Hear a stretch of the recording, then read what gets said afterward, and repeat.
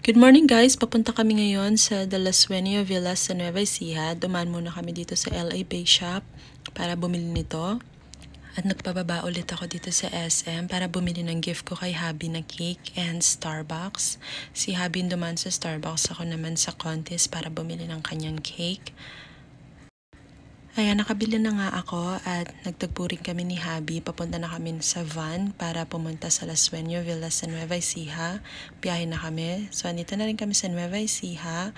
And konting biyahe pa, makakarating na kami sa villa na kung saan kami nag-book. And finally, nakarating na rin kami. Magpa-park muna kami and mag-check-in. Ayan, nagpa-park muna si Habi. So, bababa na ako niyan para mag-check-in. Ayan guys, dito kami magstay. As in, ang ganda. Sobrang ganda talaga. And look at the place. Highly recommend siya. Ayan yung mini pool. And ayan guys, itutour ko kayo para makita nyo rin dito yung place kung saan kami nagpabook. At ayan si ma'am, sobrang hands-on talaga and very accommodating sila dito. Ni-make sure nila na maitutour nila kami ng maayos. So, ayan guys, tara, pasok tayo. Ay, pwede pa mo. Yes. Ganda. Bali yung kitchen stuff po, nandito na po yung mga ibang gamit, tapos yung appliances po, pans po, nandito po. So, rice cooker, kettle, and then yung set of pans, singates po. Parang apat po kayo. Meron po dito, then meron din sila dito yun. Tapos ito yung remote ng pool para mamayang gabi po may ilaw. Ayan guys, ito naman yung kanilang bedroom. Sobrang ganda at ang aliwalas ng paligid. Makikita nyo yung pagiging aesthetic ng room at yung vibes ng room. Sobrang nakaka-relax. Ito din yung comfort room. Ayan guys, so meron silang cold and hot shower. O diba guys, sobrang nakaka-relax dito. As in. So if you're interested to book here, I'll give more details dito sa villa.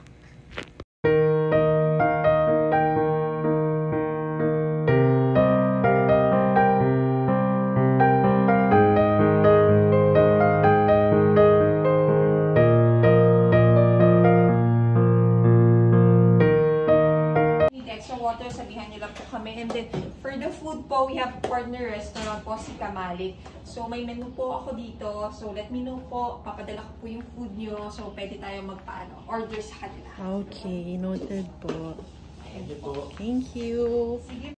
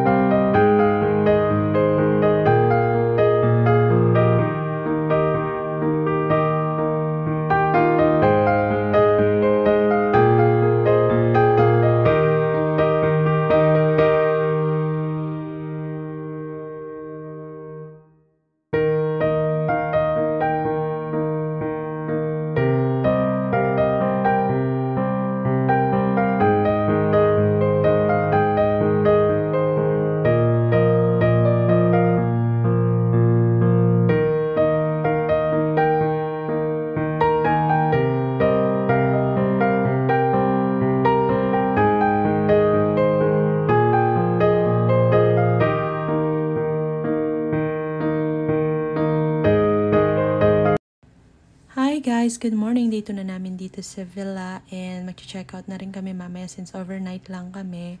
Medyo umambon nga lang ng araw na ito pero it's okay, hindi naman ganun kalakas yung ulan. At ayan, nag-prepare, nakaligo na rin ako pero that time umaambon na. Nakuha ko pa mag-video Pero yun, tinakbo ko din yung camera niyan kasi lumakas na yung ulan. At kakain muna ako ng foods for breakfast. Nga pala guys, itutour pa kami ni ma'am sa kanilang isa pang villa na pang family villa or pang maramihan. So tara guys.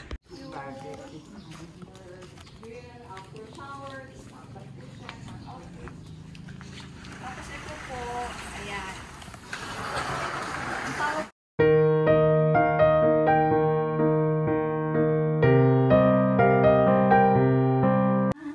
Ito po yung Pakikilala pa. or yung good for 8 packs po yan.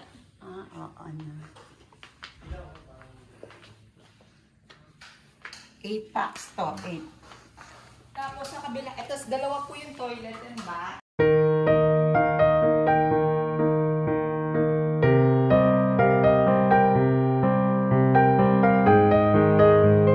Master's bedroom, tapos dito rin po pwedeng mag-extra bed. So, lahat po ng nasa bed, pwede po, 12 packs po yun. And Plus kung gusto nyo mag-exceed, minsan sinasabi namin pwede sila sa sofa. Oo, sa sofa pwede na. Dito po natutulog. O kasi pwede na 1, 2, 3, 4, 5, 6, anin siya. Malaki pa po siya, pwede po matulog. Yung ibang di naman baselan po siya. Basta sama-sama, banding-banding yung family. Ito po yung rate nila sa kanilang family villa if interested po kayo.